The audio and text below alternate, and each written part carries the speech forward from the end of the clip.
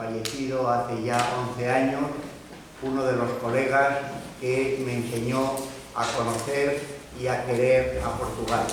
y nunca se lo agradeceré suficientemente.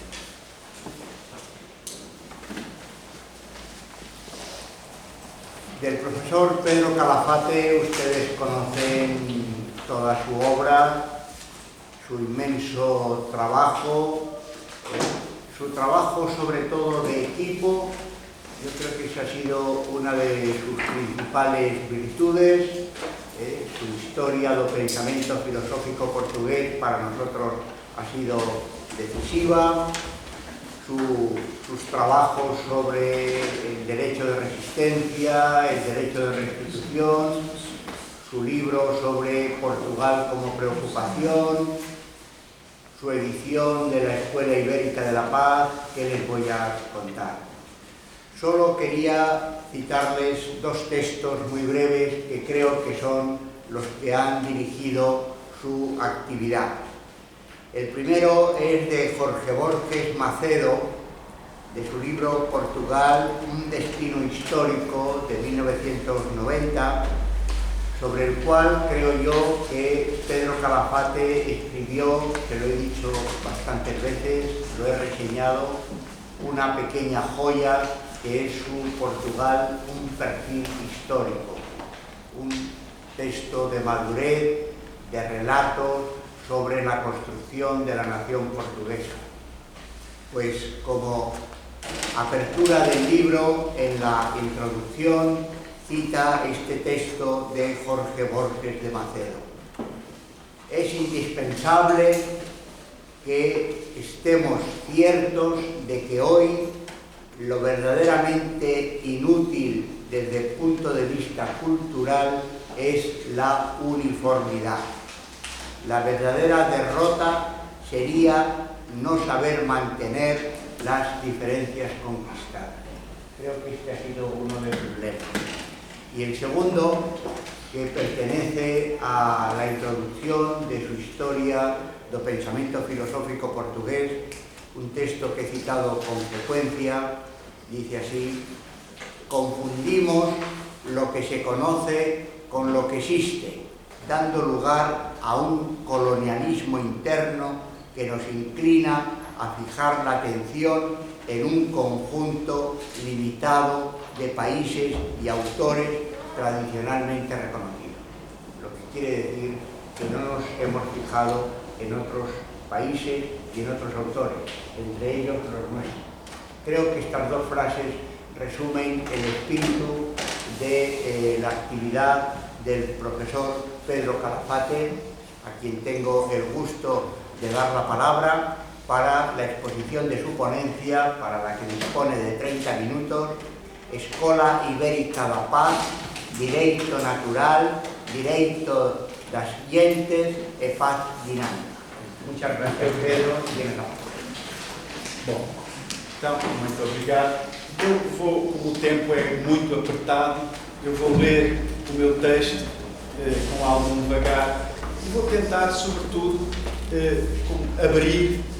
elencar os tópicos que me parecem mais importantes dos autores que nós fomos resgatando, cujos textos fomos publicando, no sentido de abrir este colóquio, fomentar uma discussão, não apenas agora, como ao longo destes 2 dias. Peço então a vossa paciência, porque lido é um pouco mais monótono, mas tentarei ser o menos possível. Começo por dizer que, de facto, ao longo da Idade Moderna, desenvolveu-se nas universidades de Espanha e Portugal uma escola de pensadores que marcou decisivamente o direito natural e das gentes, embora não tenha sido selecionada pelo futuro, atendendo porventura à sua radicação teológica e clerical, a par de uma alegada contemporização com o que a partir do século XVIII se passou a chamar o colonialismo. No entanto, e apesar da diversidade de pensamento entre os seus intervenientes, o debate que provocaram nasceu de uma consciência crítica face aos relatos dos trágicos acontecimentos ocorridos em terras de África e da América na edificação dos impérios peninsulares. Não eram estes autores pacifistas, porque admitiram a guerra conduzida pelos cristãos, procurando fixar com a clareza possível os títulos que, à luz do direito natural e das gentes, a legitimariam, permitindo qualificá-la como justa. E aqui abre-se todo um continente vastíssimo da guerra justa, desde Cícero, Santo Agostinho, São Tomás, e que agora é enriquecido em contextos de urgência evidentes. Também não eram relativistas, porque se moviam no quadro do reconhecimento da verdade da religião cristã, a partir da qual hierarquizaram valores que os norteavam, embora não aceitassem impô-los pela força a quem neles não se reconhecesse, manifestando crescente abertura perante as diversidades culturais dos homens e dos povos, recentemente descobertos, sobretudo os que,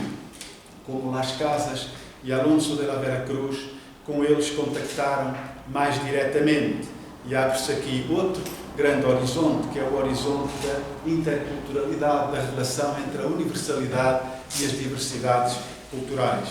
Vários colegas tratarão aqui destes dois autores que estão aqui presentes, e a cuja presença, mais uma vez, agradeço. Mas o essencial a reter é que, para eles, a paz, no sentido de concórdia, não era o resultado do medo da guerra, como mais tarde para Thomas Hobbes, nem uma estratégia bélica, como naquele tempo para Maquiavel, nem o resultado de um juízo pragmático em vista dos benefícios advenientes, como no século XVII para o abade de Saint-Pierre. A paz da pessoa para consigo e a concórdia, tanto de próximo com próximo, como de reino com reino, eram a condição natural da vida humana. O estado de natureza não era um estado de guerra, e daí a afirmação fundamental de Vitória de que é contra o direito natural que um homem prejudique sem razão outro homem, por não ser louco o homem para o homem, senão homem. Nesta tradição justnaturalista ibérica, o conceito de natureza que qualificava o direito, herdado da matriz estoica, era um referencial de racionalidade, universalidade, inteligibilidade e ordem. E neste contexto, partindo de um património comum de verdades, coincidindo em muitos aspectos com a escolástica tomista, procuraram desenvolvê-lo, enriquecê-lo, aprofundá-lo à luz de novos desafios, superando-o quando as suas limitações se desafiguravam entraves ao livre curso da razão, e problematizando, sobretudo, naquele novo contexto de encontro entre povos tão diferentes. Nesta base, confluíram na tese fundamental de que a paz era a caracterização da vida,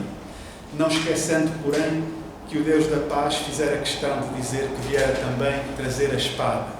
E pus aí este primeiro texto, que foi lido aqui em Coimbra em 1547, Martim da Spilqueta, o doutor Navarro, nasceu no reino de Navarra, que perante a Assembleia Magna da Universidade de Coimbra proferiu uma relectio, uma lição de 3 horas, onde tem exatamente esta postulação. É a paz boa que deve conservar-se, cultivar-se e amar-se juntamente com as virtudes, de acordo com as palavras de Cristo: a minha paz vos dou, a minha paz vos deixo. Enquanto deve violar-se, quebrar-se a paz que vive em companhia de pecados, em conformidade com as palavras do mesmo Cristo, em Mateus: não vim trazer paz, mas espada. Tratava-se, por isso, da paz que emergia da justiça, condição do bem comum, e sob a qual se ergueria a felicidade natural do homem. Embora, no limite, não tivessem advogado o abandono da América perante o facto já consumado desde há pelo menos 50 ou 40 anos, nem o fim da escravatura legal, o facto é que a conquista para a civilização e para a religião cristã era por eles encarada, por si só, no dizer de Luís de Molina, por exemplo, no seu manuscrito sobre a fé, que traduzimos a partir do exemplar que está aqui na Universidade de Coimbra, era encarada como tirania e invenção do diabo. Fim de citação. Contrária, por isso, ao direito divino positivo, ao direito natural e ao direito positivo. Preferindo sublinhar os deveres e direitos dos seres humanos e os princípios universais do direito natural e do direito das gentes, que deveriam presidir à comunicação entre povos do mundo, vincando um princípio, e aqui é fundamental, vincando um princípio intrínseco de sociabilidade entre os homens e também um princípio intrínseco de sociabilidade entre as comunidades políticas por eles constituídas, legitimado este último, sobretudo, pelo direito natural de livre circulação e comunicação, o jus communicationis, como direito natural inerente a todos os homens e a todos os povos, que se prolongava, por exemplo, a vitória no jus commerci, a ideia fundadora de comunidade universal dos povos da terra. Assim, defenderam quase sempre contra o curso dos acontecimentos que os homens foram criados livres e iguais,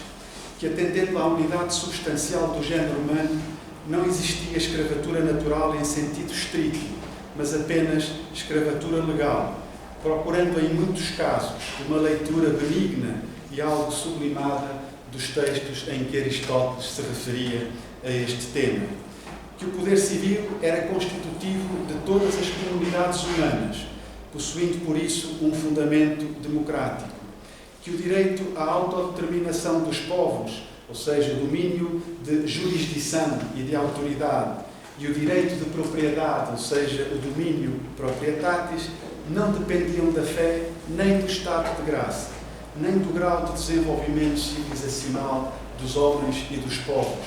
radicando sim numa ocupação inicial após o pecado, após a queda, e num consequente acordo virtual entre os homens, com uma interessante exceção de Soares, que já enunciava aqui em Coimbra a ideia de que a propriedade também se pode legitimar com base no trabalho, ideia que Locke depois virá a retomar no segundo tratado do governo. Mas em Soares essa possibilidade no estado de natureza, que, como ele dizia, equivale a nada, fala como uma hipótese, como uma possibilidade que teve de facto muita fortuna depois nos textos de Locke. Está por ver a relação entre Locke e Soares quanto a este aspecto. Afirmaram o princípio da igualdade entre as soberanias ou estados do mundo, dado que o poder dos príncipes pagãos em si mesmo não era de menor nem distinta natureza do poder dos príncipes cristãos, e o poder que tinham os homens para ditar leis civis era igualmente válido para todos os pagãos e infiéis. Embora o poder dos príncipes cristãos fosse mais perfeito do que o dos pagãos, atendendo ao auxílio da graça que, sem contrariar a natureza, a aperfeiçoou. Defenderam, sobretudo Soares, a tese de que os pagãos podiam ser legítimos reis dos cristãos, embora, como dizia Soares, não possuíssem uma alma reta. Rechaçaram liminarmente a tese de que um povo poderia dominar outro com base no argumento da sua superioridade cultural, porque os povos e as nações não eram obrigados a seguir o excelente, bastando que sigam o bom, como dizia Melchior Cano em Salamanca. Puseram em causa a aplicabilidade da tese da tutela dos índios, pois, embora sustentável como princípio abstrato, não encontrava a aplicação na América. Refiro aqui um célebre texto e complexo texto de Francisco de Vitória, em que discute este aspecto, se os espanhóis deveriam ou não colocar os povos americanos sob tutela à luz deste princípio, que ele admitia em abstrato, mas que, creio, no caso americano, entendia que não tinha aplicabilidade prática. Sustentaram que o imperador não era senhor do mundo, pois não fora para tal eleito, nem o conquistara em guerra justa, que o Papa não detinha a plenitude dos dois poderes, mas tão só poder espiritual sobre os batizados e poder indireto sobre as coisas temporais em ordem ao fim espiritual, circunscrito, embora, ao âmbito dos cristãos, concluindo-se que, relativamente aos gentios, não possuía nem poder espiritual, nem poder indireto sobre os assuntos temporais. Que as ofensas a Deus, ou a idolatria, ou crimes contra a natureza, não constituíam títulos de guerra entre os povos, de guerra justa entre os povos, embora com uma exceção a que me referirei mais adiante. Que os impérios de Portugal e Espanha deveriam fundar-se preferencialmente num pacto livre entre povos, pois as leis imperiais como dizia de novo Martim da Spilpoeta aqui em Coimbra, nessa relectio, aqui na Assembleia Magna da Universidade de Coimbra, pois as leis imperiais, cito, não podem contrariar as disposições naturais, ou então deveria fundar-se num exclusivo fim de conservação e proteção da fé entre os que tivessem sido livremente batizados, sem aniquilar as suas soberanias, e que um império universal seria humana e moralmente impossível. Na mesma linha, postularam a articulação entre o direito e a ética, recusando a estatização das fontes do direito, o que futuramente virá a desembocar no positivismo jurídico e no voluntarismo. Legitimaram o direito de resistência das pessoas e das comunidades, porque o rei era servo ou ministro da República, donde os reinos serem superiores aos reis, porque a lei injusta, quer dizer, a lei que não visa o bem comum, só por certa analogia poderia dizer-se lei, e como tal não deveria ser obedecida, e porque também, quando as comunidades transferem ou concedem o poder laico ao príncipe, conservam-no in hábito, quer dizer, conservam uma disposição para agir, para se defenderem da tirania, quando os tiranos põem em causa direitos fundamentais das pessoas e das comunidades humanas consideradas no seu conjunto. Ou seja, portanto, direitos fundamentais de pessoas e povos, afirmando assim a importância da consciência individual como critério relevante da recepção das leis. Lançaram as bases do conceito de injúria ao género humano, a que hoje chamaríamos crimes contra a humanidade, bem como um princípio de proteção supraestatal dos direitos da pessoa humana com base na autoridade universal ou, como dizia Victoria, auctoritas dotius orbis, fundamento da comunidade universal. Ao mesmo tempo que lançaram as bases da objeção de consciência de soldados em tempo de guerra, rejeitando o argumento do cumprimento de ordens ou a ignorância grosseira para isentar de responsabilidade, de que resultava o primado do foro interno e externo da consciência sobre ordens de superiores hierárquicos que conduzissem à morte de pessoas inocentes, em vista da dignidade humana e dos direitos naturais universais dos homens e dos povos, que eram também, na ordem internacional, sujeitos de direitos e não apenas objetos de direitos que os príncipes ou soberanos eventualmente entendessem conceder-lhes. Defenderam a restituição, reparação, como ato da justiça, elevado também ao plano do jus gentium, quer dizer, uma justiça reparadora, sublinhando a centralidade das vítimas, estabelecendo, além do mais, a supremacia da razão da humanidade sobre a razão de Estado e do direito natural e das gentes sobre a soberania, que por isso não era absoluta. Não defenderam a monarquia absoluta ou a soberania, o poder absoluto dos reis, estes autores de Coimbra e de Évora e de Salamanca. Já entre os títulos legítimos de guerra sobressaía a resposta à agressão ou injúria grave, aqui incluindo o impedimento pela força do direito de espalhar a palavra, os seus predicando, direito e dever da Igreja predicar livremente o Evangelho, em defesa do qual o Papa poderia requerer o auxílio armado dos príncipes cristãos, caso esse jus ou esse direito fosse obstaculizado pela força, distinguindo embora o que é lícito do que é conveniente. Poderia ser um acto lícito esse emprego da força, mas não seria quase nunca um acto conveniente. Embora autores, por exemplo, aqui em Coimbra, António de São Domingos, textos que foram publicados pela primeira vez no âmbito destes projetos de investigação, António de São Domingos tem uma afirmação notável quando diz: nem sequer neste caso é legítima a guerra, porque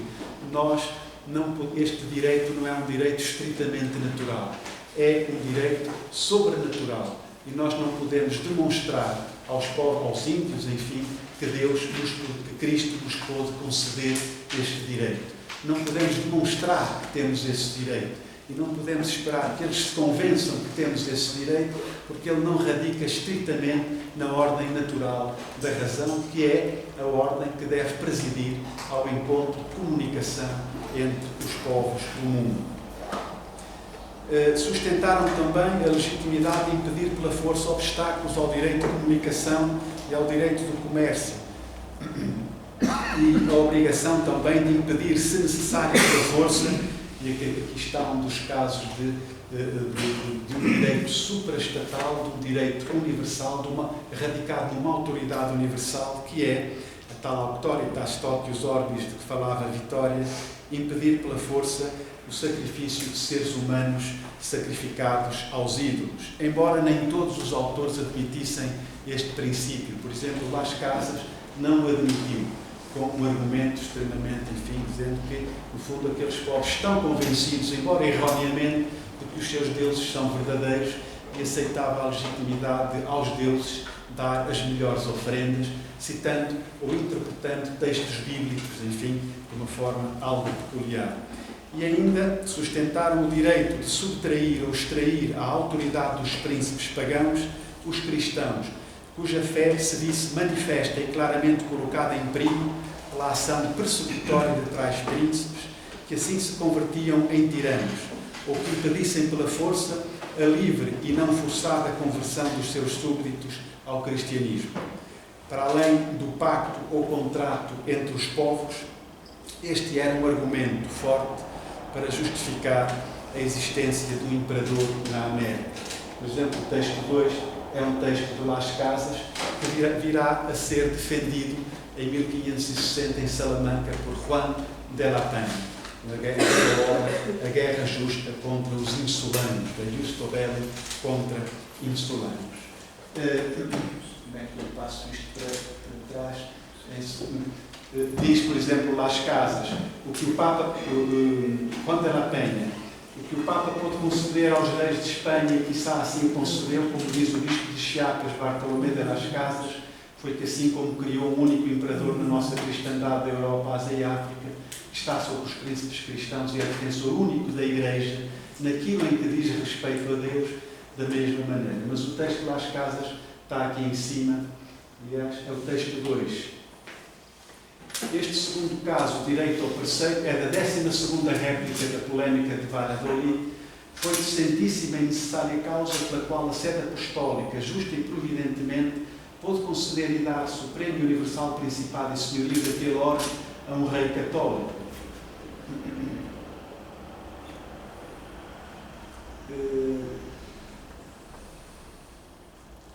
Defensor único da Igreja naquilo que diz respeito. Não, perdão, aqui o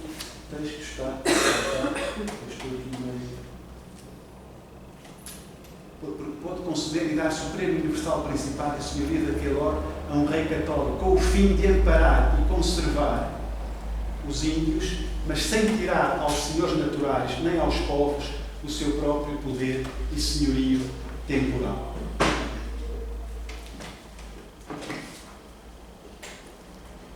Como pano de fundo,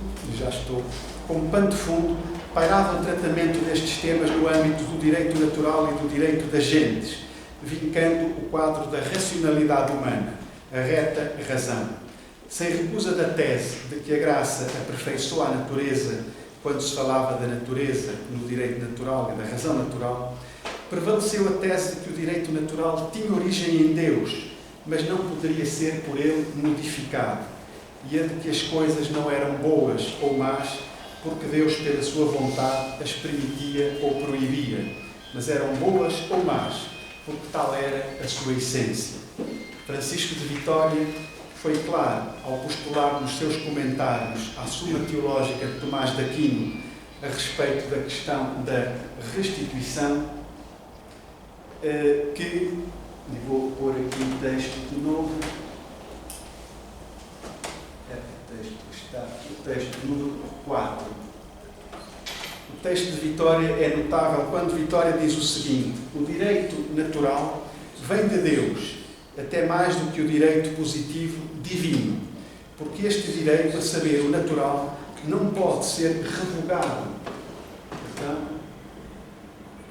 não pode ser revogado por Deus. Deus não pode mudar os preceitos do decálogo, embora possa facilmente revogar o direito divino positivo. Mais tarde, Francisco Soares deixará bem claro, nas suas lições de Coimbra sobre as leis e o direito, que Deus não pode alterar o conteúdo do direito natural, porque a sua vontade não pode ser irracional e porque as coisas são essencialmente boas ou más. Por isso defendia Soares: quando a razão natural indica ao homem o que é essencialmente bom ou mau, indica por consequência que é conforme à vontade divina que esse bem se cumpra e esse mal se evite. Portanto, se Deus não pode modificar o direito natural, porque a sua vontade não pode ser irracional, a afirmação posterior de Hugo Grosso, segundo a qual, se Deus não existisse, o direito natural manteria o seu conteúdo, não diverge em muito, afinal, das teses defendidas em Salamanca e em Coimbra. Para os teóricos da escola ibérica, tal como para Grosso, o direito natural tem origem em Deus. Para eles, tal como para Grosso, Deus não pode modificar o conteúdo do direito natural. E, portanto, para eles, tal como para Grosso, se Deus não existisse, o direito natural teria o conteúdo com que hoje se nos apresenta. Muito obrigado pela vossa atenção.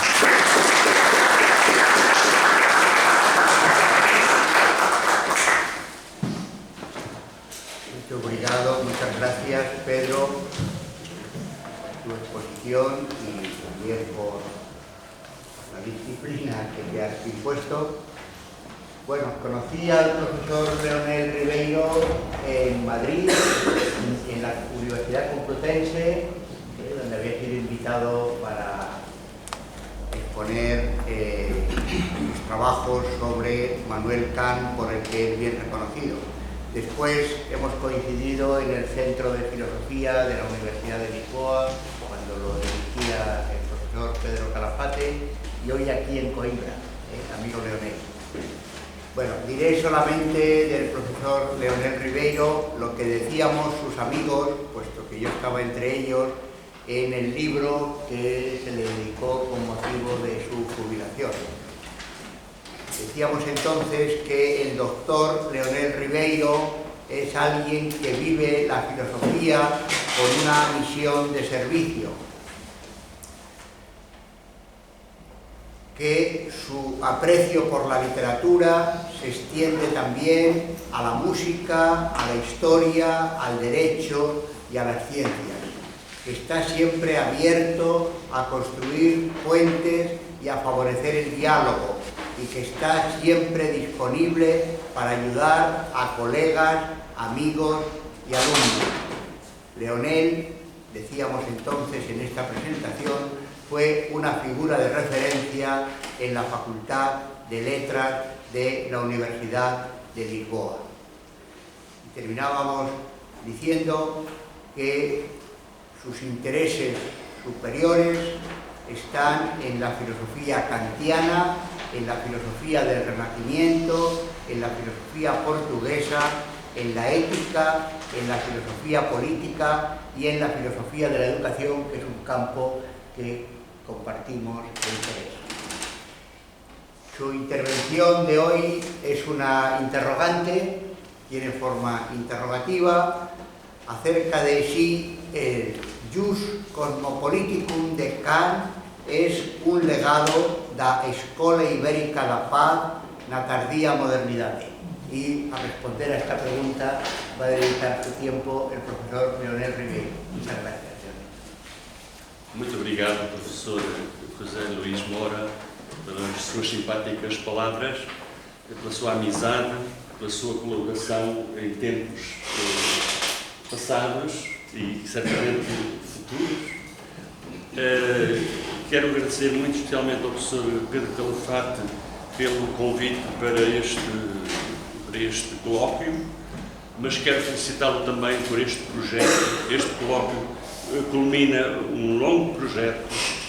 de exumação de uma tradição de pensamento que sofreu a injustiça da história, não só universal do pensamento, mas até do pensamento próximo, mais próximo destes autores, o pensamento português, o pensamento espanhol. Só muito tardiamente estes autores têm vindo a ser redimensionados na sua estatura, tem-se-lhe dado voz naquilo que é ainda uma tarefa que do seu pensamento nos é deixada.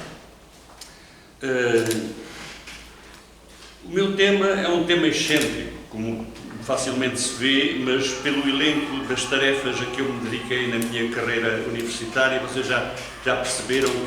que eu toco muitos burros, como dizemos em Portugal. E tento tocá-los com carinho, com cuidado e tento fazer ligações quando elas me parecem pertinentes. Associar nesta comunicação um tema da filosofia kantiana que, ainda por cima, é dos mais maltratados do seu pensamento político, continua a ser uma espécie de nebulosa esse tópico, associá-lo com os pensadores ibéricos dos séculos XVI, fins do século XVI e princípios do século XVII, é uma aventura certamente arriscada e pode ser falhada, mas eu penso que, ao fazer isto, deixo pelo menos uma porta aberta, uma janela aberta para quem possa vir no futuro prosseguir esta reflexão. A minha reflexão, mesmo no que respeita a Kant, constitui um tema praticamente inexplorado. A literatura sobre o tópico é nula, é quase nula, ou reduz-se a um ou dois ensaios. Não propriamente sobre a relação com os pensadores ibéricos, que aí é zero, pelo menos aquela que eu conheço, diretamente. Mas eu vou trazer aqui, espero poder trazer aqui, alguns textos que, para os próprios kantianos, aqueles que trabalham a filosofia kantiana do direito e da política, são desconhecidos ou passam-nos ao lado. Portanto, é, no fundo, a reflexão que eu trago, ela é tão excêntrica para os que trabalham os pensadores ibéricos, como excêntrica para os que trabalham a filosofia kantiana. Bom, eu tenho o texto escrito e no texto escrito eu pensava que havia uma coerência, ou manter uma coerência. Eu já percebi que o tempo não vai dar para ler e, portanto, vou saltar, e é possível que falhe essa coerência, mas eu vou concentrar depois na parte final, vou saltar aqui a parte inicial, até porque o professor Pedro Calafate já fez o elenco que me permite evitar estar a insistir em alguns tópicos e, enfim, vocês terão a paciência de tentar perceber, pelas minhas conclusões, a pertinência dos pressupostos que eu não vou ler de todo. Só queria dizer então que tentarei mostrar, portanto, no fundo a ideia é esta: o ius cosmopolítico, a ideia kantiana de um ius cosmopolítico é certamente uma ideia original e nova, mas ela tem uma pré-história longa com vários capítulos, e um desses capítulos me parece ser exatamente este momento de reflexão sobre temas que o professor Calafate já aqui elencou. De modo nenhum há na minha pretensão a ideia de mostrar que há uma similitude entre Kant e os pensadores ibéricos. Há pressupostos que não são comuns, mas há, no essencial, há na própria arquitetónica da ideia do cosmopolitismo kantiano, há diferenças, mas há o essencial, há tópicos essenciais que nos pensadores ibéricos, em muitos deles, porque também eles são muito diferentes, como o professor Calafate já sublinhou, há tópicos que se encontram ou que vêm a ser cobertos de uma forma que eu diria mais plena, mais densa. Era essa a intenção, penso, do filósofo Königsberg, do que estavam no ambiente intelectual, dados os pressupostos, dados os contextos em que eram expostas essas ideias pelos pensadores ibéricos. Então, nesta comunicação eu tentarei mostrar, por alguns breves apontamentos, que a ideia kantiana de um direito cosmopolita pode considerar-se inspirada na antiga ideia da escola estoica grega do homem como um cidadão do mundo, traduzida pelos estoicos romanos na ideia de uma universal civitas gentium, que abrangeria todos os homens e todos os povos da terra. E se ela pode ser assim considerada, ela pode considerar-se também mais proximamente como herdeira da tarefa levada a cabo por alguns pensadores ibéricos do tardio Renascimento ou da primeira modernidade, que repensaram a originária unidade da espécie humana e da comunidade humana universal na sua acessão moral, política e jurídica, e, por assim dizer, refundaram, e eu insistia nesta ideia, refundaram a noção de direito das gentes no novo e complexo contexto da emergente modernidade, marcado pela erosão e desagregação da unidade religiosa e política das nações europeias e pelo individualismo dos novos Estados que se assumiam como absolutamente soberanos e em luta pela hegemonia no espaço europeu e mundial, pelo progressivo alargamento do mundo conhecido pelos europeus e consequente intensificação das relações comerciais e culturais com os novos continentes e povos recém-conhecidos, e pela instituição intensiva de formas de relação colonialista e mesmo esclavagista entre os cidadãos de Estados europeus e os povos de outros continentes, assentes no pressuposto, seja de supremacia da raça, de cultura ou de religião. À primeira vista, a minha proposta tem todo o ar de ser inverosímil, pois não é documentável uma relação direta entre Kant e os pensadores ibéricos tardo-renascentistas ou proto-modernos, que possa apoiar-se num conhecimento direto de fontes lidas ou de influências sofridas. Mas não é menos verdade que os grandes pensadores se encontram em afinidade pela sua capacidade de pensar o que é essencial e o que é urgente, que a seus olhos se depara, e não pelas bibliotecas a que têm acesso ou pelos livros que efetivamente leiam. Ainda assim, porém, há algo no pensamento justnaturalista de pensadores como Francisco Vitória e Francisco Soares passou a alguns filósofos juristas modernos, nomeadamente a Hugo Grocio, a Samuel Pufendorf, a Gottfried Leibniz e a Christian Wolff, cujas principais obras de pensamento jurídico não eram desconhecidas por ele, ou eram mesmo usadas e citadas por ele.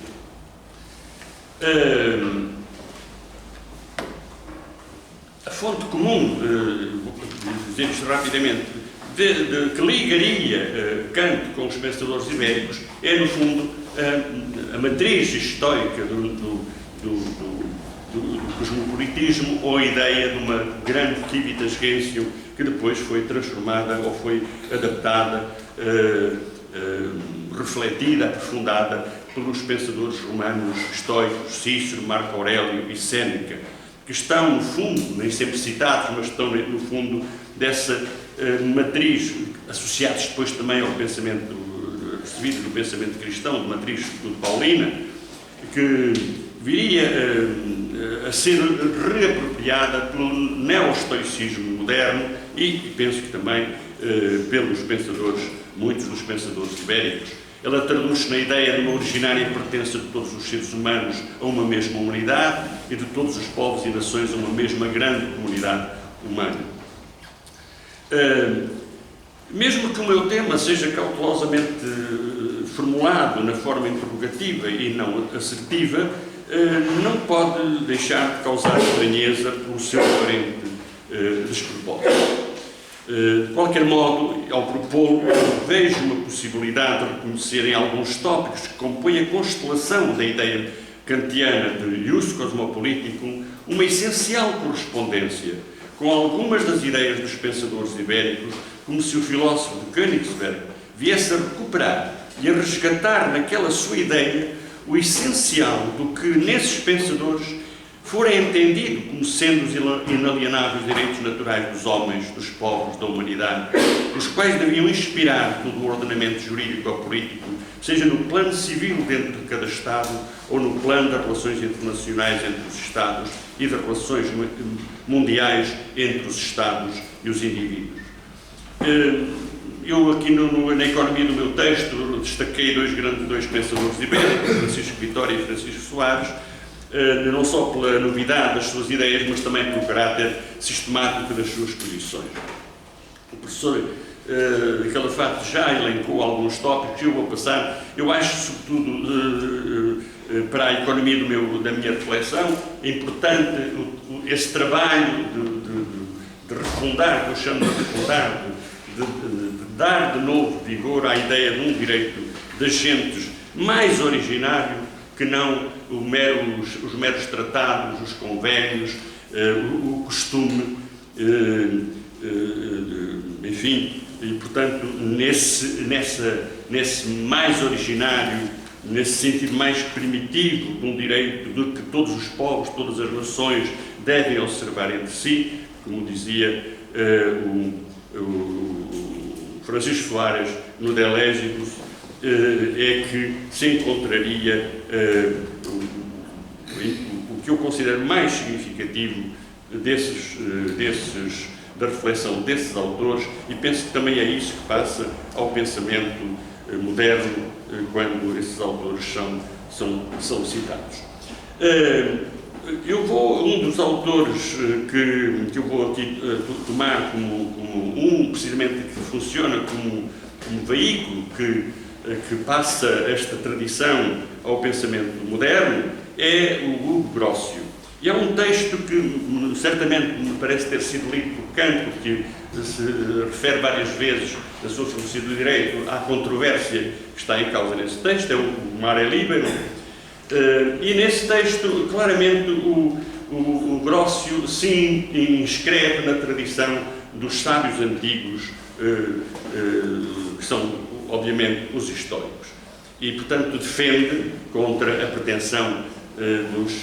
portugueses, mas não só, de outros também, dos ingleses, o direito de todas as gentes poderem relacionar-se e negociar entre si e por conseguinte os mares,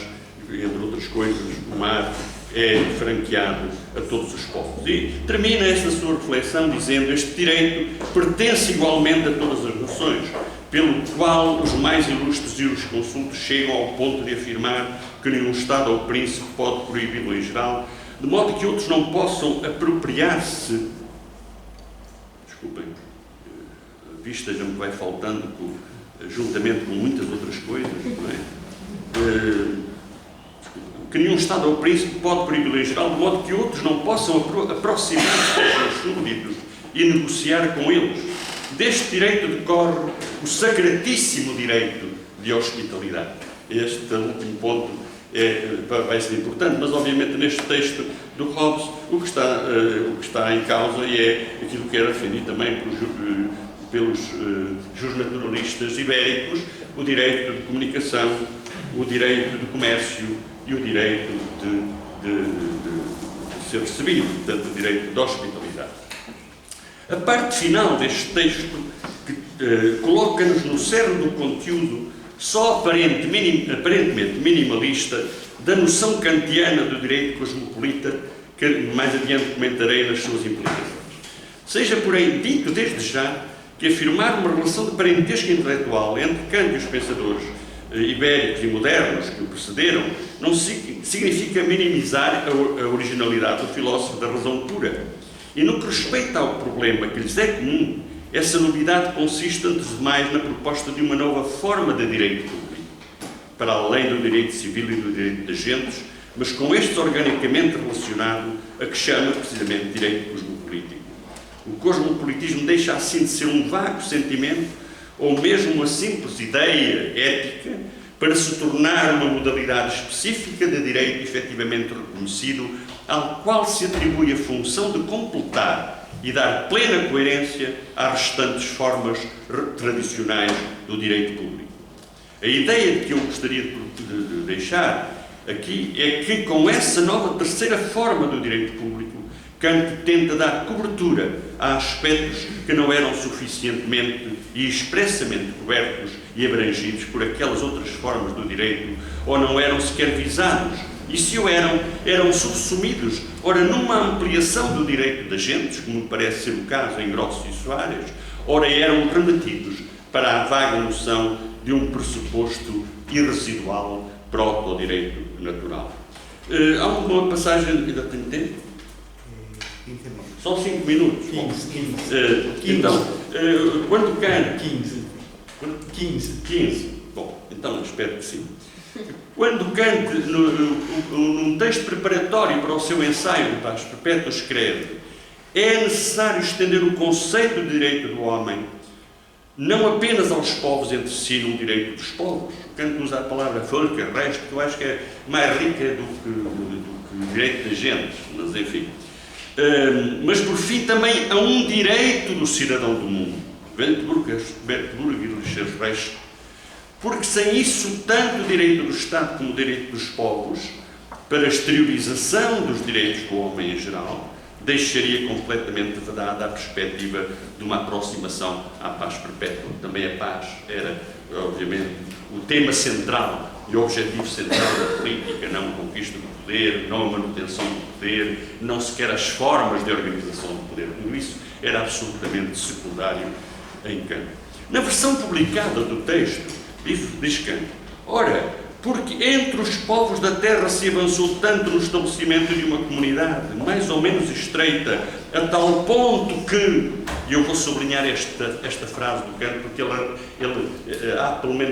aparece pelo menos 3 vezes nos seus textos, a violação do direito num lugar da terra é sentida em todos os outros. Assim, a ideia de um direito cosmopolita não é nenhuma maneira fantasiosa e extravagante de representar o direito, mas um completamento necessário do código não escrito, tanto do direito do Estado como do direito dos povos, num direito público da humanidade em geral. E assim, é uma condição para a paz perpétua, cuja contínua aproximação só é possível encontrar-se sob esta condição. Note-se que pela expressão código não escrito, Kant parece precisamente aludir à qualidade desse direito como sendo o mais originário e natural, embora não contemplado nas formas do direito positivo, estatal ou de agentes, mas que por fim precisa também ele de passar da forma vaga e residual a formas explícitas e públicas do direito dos homens por todos reconhecidas, e não já apenas enquanto cidadãos de um Estado ou de uma federação de Estados, mas enquanto cidadãos do mundo, isto é, enquanto simplesmente homens que habitam em qualquer lugar da Terra. Haveria 2 pontos a considerar nesta proposta kantiana: o conteúdo desse direito, e Kant define-o muito simplesmente como sendo um direito que deve limitar-se à hospitalidade universal. Muitas das abordagens deste conceito kantiano insistem nisto, Derrida e outros, da insuficiência desse direito, mas vocês já vão ver daqui a bocadinho quais eram as implicações que o Kant tirava desse direito, e portanto está a usar no fundo a expressão que eu li do texto de Grosso. E nesse direito, obviamente, está o direito à comunicação, o direito ao comércio, o direito a ser recebido no Estado, mas embora não o direito de residência do Estado, que isso teria que ser objeto de uma contratualização, enfim. E há um segundo aspecto, que é o fundamento desse direito, que não é menos surpreendente na sua económica expressão, e que é este: a comum posse originária da terra. Que Kant diz de uma outra maneira: ninguém tem o direito a estar num lugar da terra mais do que o outro, porque todos os lugares da terra são iguais. Isto eu costumava, quando dava cursos de filosofia política kantiana no Brasil, dizia: os sem terra ainda não descobriram Kant. Bem, então, em primeiro lugar, esta ideia de uma hospitalidade universal como conteúdo do direito cosmopolita pode Kant tê-la acolhido mais diretamente de alguns teóricos modernos do direito natural e das gentes, entre os quais Hugo, Grocio e Christian Wolff, que precisamente chamavam a atenção para uma espécie de resto que ficou da comunidade primitiva, da humana comunidade primitiva, e que constituiriam direitos comuns a todos os homens, que os autorizariam a penetrar inocentemente no território dos outros povos. Era assim que o direito do mar, o direito de passar um rio, portanto, não estariam vedados utilizar um rio, os caminhos, os mares, que sejam propriedade de qualquer nação, e não só em casos de extrema necessidade, mas mesmo regularmente. Como também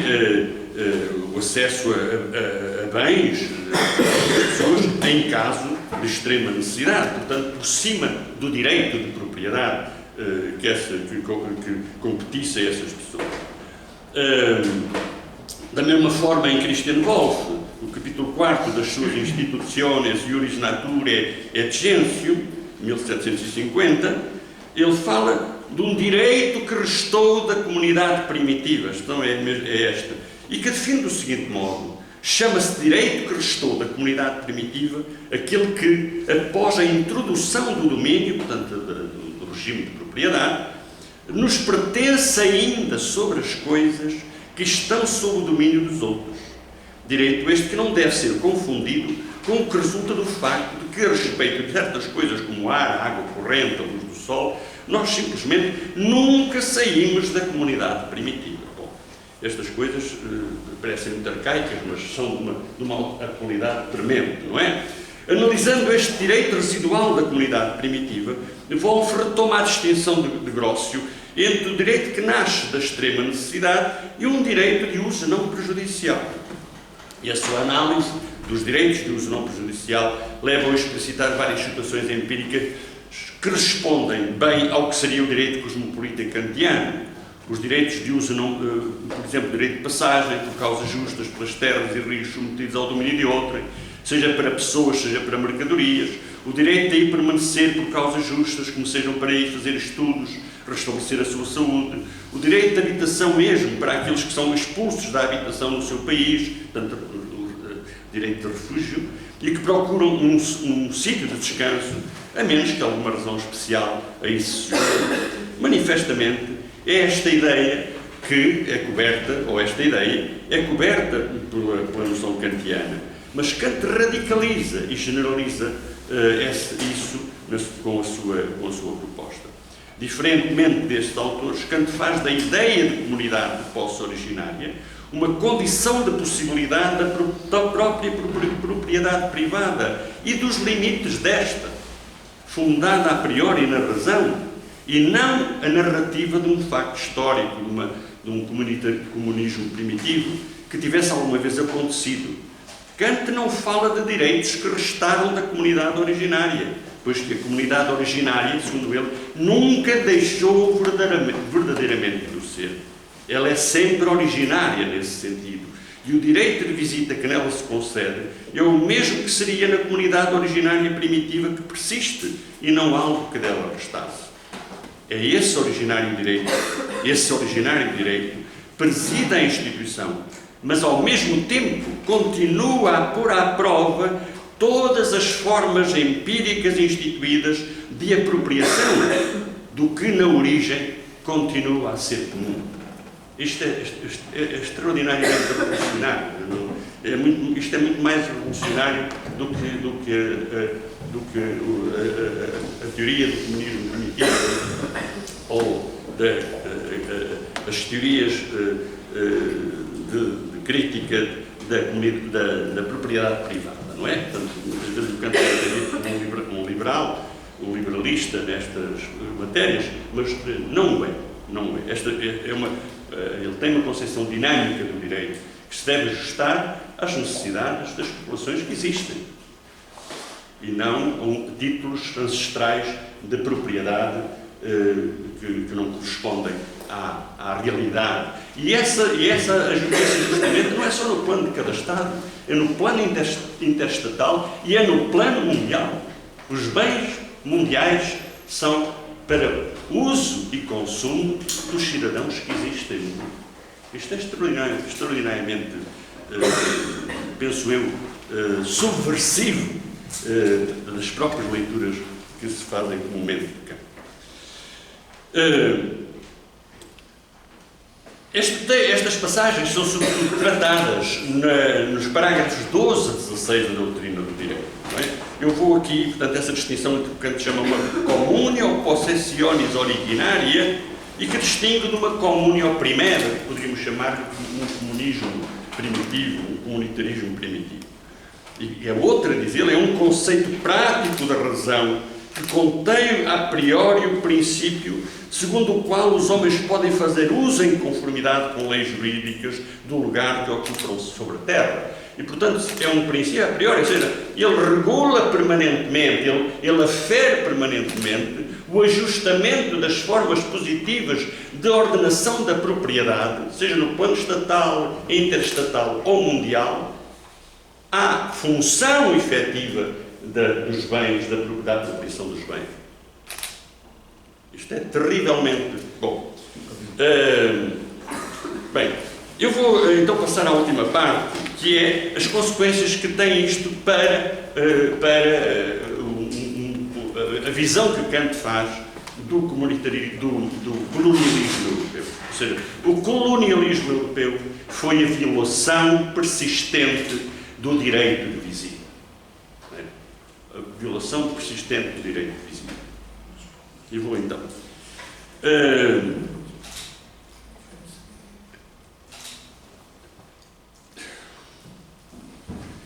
Numa passagem desta do direito, eu vou ler aqui por mediedade só e por urgência, o tempo não chega.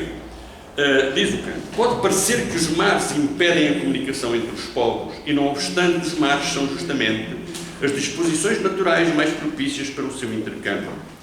No entanto, frequentar as costas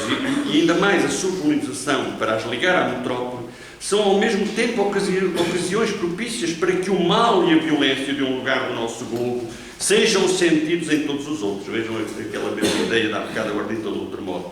Mas este possível abuso não pode suprimir o direito do cidadão da terra de procurar a comunidade com todos e de visitar com esse propósito todas as regiões da terra, se bem que este não seja um direito de estabelecimento no território do outro povo, um ius incolatus, direito em relação ao qual, como já disse, se exige um contrato especial.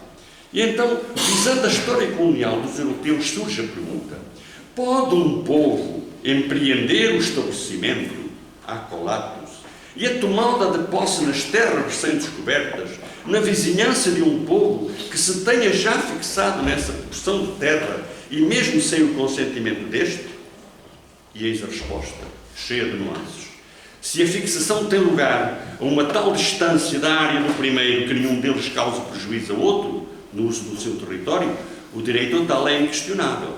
Mas se são povos de pastores ou de caçadores, como os Hotentotes, os Tongusos e a maioria das nações americanas, cujo sustento depende de vastas e despovoadas extensões da terra, isso não poderia ocorrer pela força, mas somente por contrato. E neste último caso, sem aproveitamento da ignorância desses habitantes no que se refere à cessão das suas terras. Mesmo que sejam aparentemente suficientes as razões justificatórias de que uma tal violência redunda em benefício do mundo,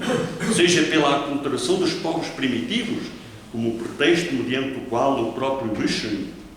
pretende desculpar a introdução sangrenta da religião cristã na Alemanha,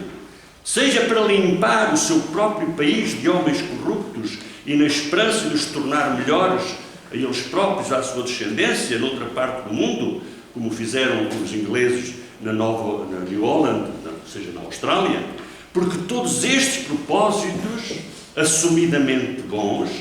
não podem lavar as manchas da injustiça presentes nos meios que para tal são empregos. E o juízo condenatório praticado continua, não é? Numa passagem do ensaio para a paz perpétua, encontramos este texto impresso extraordinário pela sua violência. Se, pois, se comparar a conduta inhospitaleira dos Estados civilizados da nossa região do mundo, sobretudo dos comerciantes, causa assombro a injustiça que eles revelam na visita a países e povos estrangeiros que para eles se identifica com a conquista dos mesmos. A América, os países negros, as ilhas das especiarias, as Molucas, o Cabo. É curioso que Kant tem referência não propriamente à colonização ibérica, mas à colonização holandesa e à colonização inglesa, que certamente era daquela que tinha mais informação, que lhes chegava mais informação. Eram para eles, na sua descoberta, países que não pertenciam a ninguém, pois os habitantes nada contavam para eles. Nas Índias Orientais, introduziram tropas estrangeiras sob o pretexto de visarem apenas os estabelecimentos comerciais, mas com as tropas introduziram a opressão dos nativos, a instigação dos seus diversos estados, a guerras muito amplas, a fome, a rebelião, a perfídia e a ladainha de todos os males que afligem o género humano. E está no fim, acabou. Para concluir. Sim. Bom, então, um dos aspectos que sobressai aqui, evidentemente, é o direito que Kant reconhece aos povos, àquilo que nós chamaríamos da sua autodeterminação, a terem a sua cultura, a ser respeitados na sua cultura, de que qualquer relação dos colonos com eles tem que ser sob a forma de um contrato, mas não usando a astúcia, não usando a fraude, ou ganhando vantagem pela ignorância que possam ter os nativos. E Kant também não chama a atenção, não ultrapassa a distinção entre o inculto e o selvagem, como se isto fosse só um apanágio dos indígenas. Ele próprio chama a atenção para o facto de que há uma forma de selvageria e de barbárie europeia, e é essa barbárie que é exportada abundantemente, precisamente, pelos europeus para as suas colónias. E há uma passagem no texto para a paz perpétua que eu vou ler e com ela termino. A diferença que existe é como se Kant estivesse a comentar ou a usar aquele texto do ensaio do Montaigne sobre os canibais. A diferença que existe entre os selvagens europeus e os americanos consiste essencialmente nisto, que muitas tribos americanas foram totalmente comidas pelos seus inimigos, ao passo que os europeus sabem tirar melhor proveito daqueles que vencem, do que comendo-os. Em vez disso, eles aumentam o número dos seus súbditos e, com isso também, a multidão de instrumentos para as suas guerras cada vez mais vastas. Ou seja, como dizemos em português, tornam-nos carne para canhão.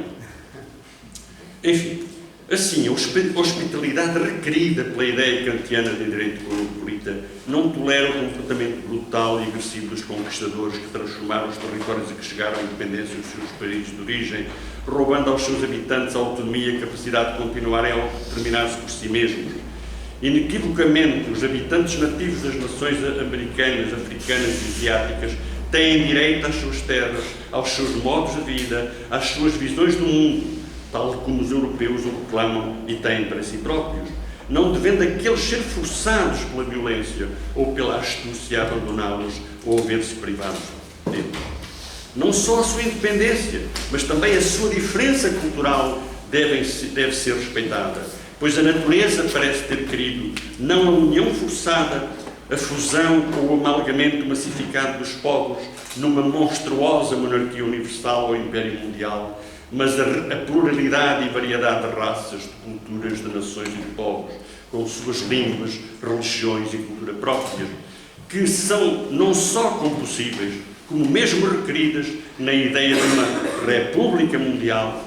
de Estados e povos livremente associados numa federação ou universal civitas gentium, sempre em contínuo crescimento, que chega a desenvolver, por fim, completamente, todos os germes e disposições naturais com que a natureza originariamente dotou as espécies humanas. Lembro-me aqui de uma passagem do Juan Zapata e Sandoval, que vem registada e que parece que o Kant teria esse texto em vista, certamente não teria, mas há uma grande similitude. Bem, ficam coisas por dizer, mas eu penso que terão percebido a ideia central que eu queria expor. Portanto, penso que é possível uma relação, estabelecer uma relação, há 2 séculos de distância, obviamente, entre estes pensadores, entre o programa kantiano do direito cosmopolita, que é muito mais revolucionário do que normalmente pensa que é,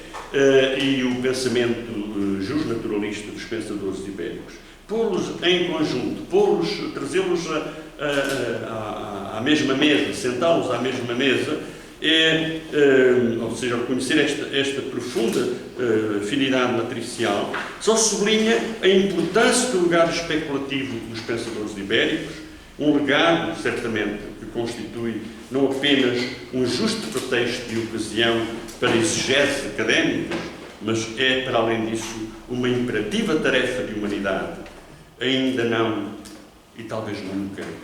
completamente realizada. Muito obrigado pela vossa paciência.